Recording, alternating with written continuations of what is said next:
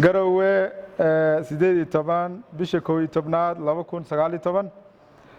shirka ka wada tashiga hindis sharciyeedka shirkadaha 17 ilaa 18 November 2019 talooyinka ay dawladaha xubnaha ka ah dawladda federaalka Soomaaliya ay ku raaceen guddiga dhaqaalaha maaliyadda ganacsiga warshadaha isgaarsiinta iyo dalxiiska ee aqalka sare in la geliyo hindis sharciyeedka shirkadaha dawladaha xubnaha ka ah dawladda federaalka oo ay hogaaminayeen wasiirada ganacsiga waxay ka qayb galeen shirka kor ku tilmaaman oo uu ku casuumay guddiga dhaqaalaha maaliyadda ganacsiga warshadaha isgaarsiinta iyo dalxiiska ee golaha aqalka sare ee baarlamaanka federaalka Soomaaliya loogana tashanayay hindis sharciyeedka shirkadaha haddaba guddiga iyo xubnihii matalayay dawladaha xubnaha ka ah dawladda federaalka waxay isla qaateen in wax ka bedel loogu sameeyo hindis sharciyeedka kor ku xusan sida hoos ku qoran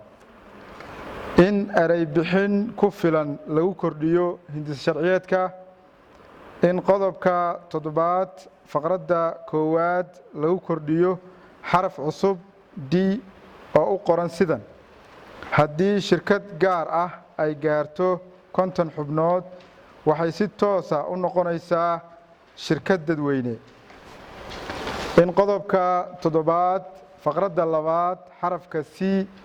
la waafajiyo qodobka 6 faqradda 2 loona qoro sidan in xeerkeedu ku xadidan yihiin xubnaha ugu yaraan 50 xubnood iyada oo aan xad loo yeelin tirada ugu badan ee xubnaha in qodobka 62 faqradda 1 loo qoro sidan dacwadda kala diridda shirkad ee ay soo oogtay xeer ilaalintu waxaa loo gudbinayaa maxkamadda awoodda u leh ee dawladda xubinta ka ah dawladda federaalka Soomaaliya